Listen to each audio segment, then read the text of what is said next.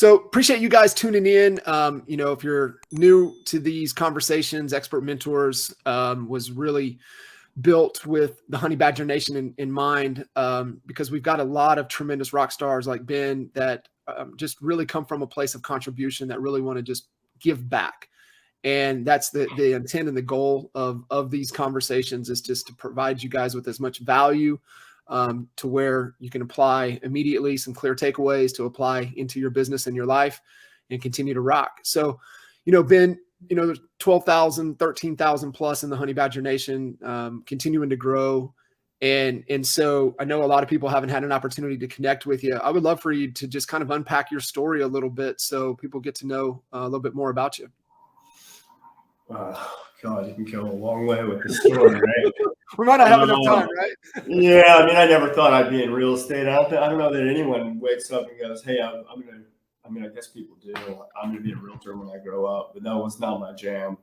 My dad was in real estate and doing hard money lending, and I thought, God, that is not anything I ever want to do. And I ended up getting my real estate license, literally just purely to have a license in case my dad died, to help my mom out. And ended up thinking that sales would be a good path. And I got into sales because purely I looked through classified job ads. And I have no skills, but I have a real estate license, and shit, I'll hire anyone with a pulse. I didn't realize that at the time. So I ended up in sales, putting in the hard work. And, I ended up landing at a company with 100 plus agents and no coaching and no direction. This kind of stuff, did not exist. We're talking 2001, and the real estate market, you would pick up the phone and you would make calls. And I had no scripts. They didn't give us scripts. They didn't give us anything. So I picked up a phone book and I would just make calls. They were horrible calls. And you would learn from every call, and you'd keep doing that. And I ended up mentoring under a woman. I moved out of that company fast, and I mentored under a woman who taught me a lot about the business. And I was doing everything from stuff on the side of the hill, the least expensive homes in the market. I didn't care. I was willing to work for free, just put in the hard work. And, that led into more and more business as people recognized the fact that I was willing to work hard. And I think that's something that gets overlooked a lot. It's really about how hard you work in this business. You don't have to have, nobody starts with a fancy house and a nice car. Right. We all have to start from putting in the hard work and going through it. And I ended up at the company that I was at, a small company, the second one, and ended up the top agent there over time. And the culture was bad. And so I started my own brokerage in 2007, when the market was about at the same point that we're at right now. And went, you know what, I'm going to build it right now. And if it builds out well now, I'll be set up for the future. Sustain anything. And so right now we're at 25 agents and 15 staff members within the company. We've closed this year about 250 million in transactions, and hopefully we're going to be building on that, because every day is fun. And I enjoy the business, and I never look at coming into work as work. It's fun. And how do we have fun doing it? By doing the things we enjoy doing, and navigating through hurdles and always wanting to grow.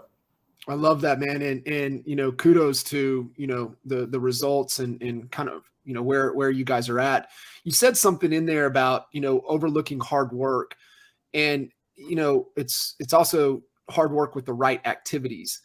And so kind of unpack that a little bit, for you, how, you kind of learned, was it the mentorship that, hey, you got to put in the work, but you got to put in the work on the activities that really drive the results.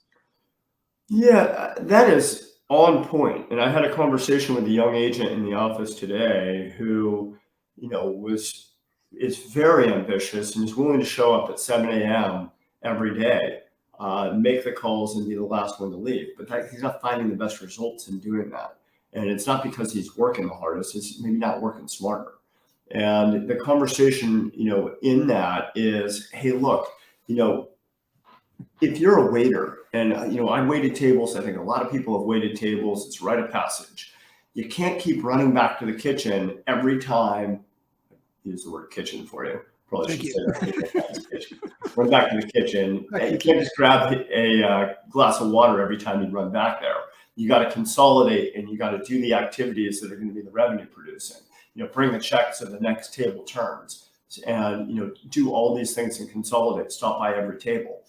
And the young agent was out there, showing property, land property deals, and not focusing his energy on the highest potential income producing stream. And I used to go through an activity every single day myself where I would sit there and I'd write out a task list. I'm sitting here, I'm taking notes on the stuff that you're saying too. And I write out every single possible thing I could do that next day. And then I would orient them 1, 2, 3. And they would be oriented by the highest potential to bring in income. And then I would keep moving that list until I got through it all. I get down to the 3s eventually, but I'd always want to have the 1s be the top thing. And it would be the highest income producing activity. And, over time, we ended up doing, and even in our market now, we're now a luxury brokerage, and we sell on average about $600,000 more than our market average is our average price point. And in doing that, that was by design. It was not that I wanted to sell, didn't want to sell lower priced homes. We'll still sell anything that comes in front of us. Mobile homes, doesn't matter. It's just we started focusing our energies on how do we do that higher production value.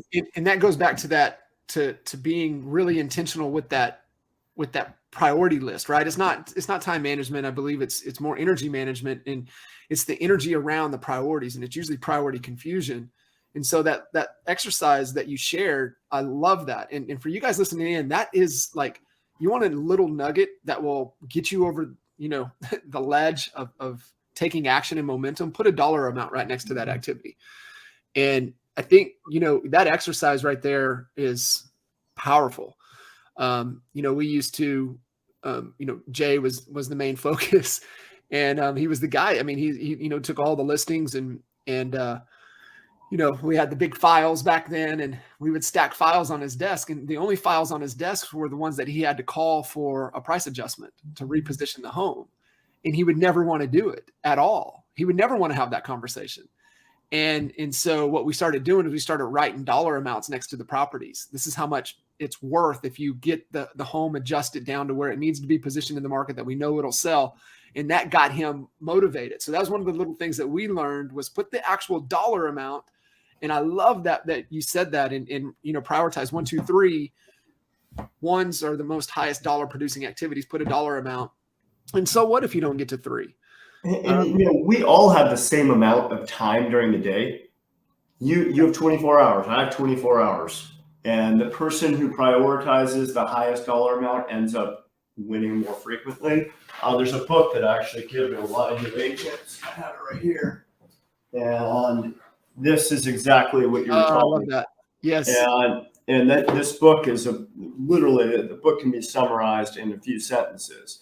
And it's taking the hardest conversation that you're going to have and making it first every single day.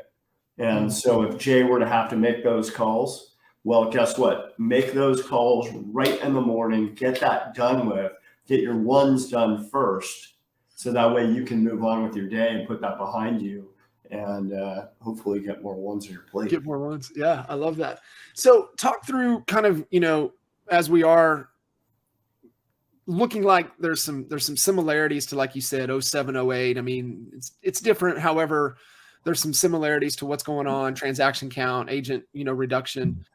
How was that where kind of you built the foundation and the fundamentals and the process and the methodology and everything around where the business is today was really defined and built during that time frame? I wish I could tell you the answer is yes. I think I was literally just struggling to, keep the doors open and, do everything at that time. I mean, we had the Staples furniture, and we had the I know exactly.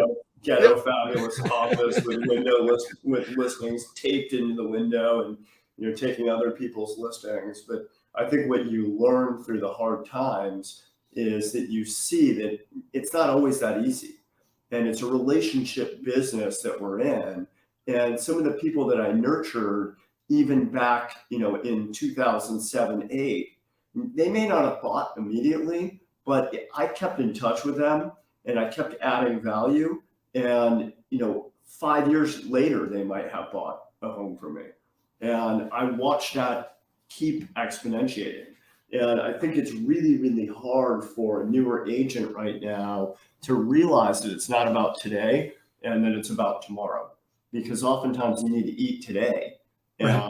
And, that is the biggest turnoff actually to the consumer, is when you're trying to eat off of their dollar. And they're going to run away from you every time. So, that's kind of where we're coaching our agents right now, is in a service versus sales mentality. And to give them the service, to give them an education at this moment. So that way, when they do come back, they'll come back to you versus going to the next person. People move on fast now.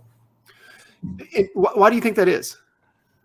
There's just so much access to information, and the consumers are so easily able to see, who that listing agent is, on every listing, and they're out looking at open houses. They have, lists in front of them, what open houses they can go to that weekend.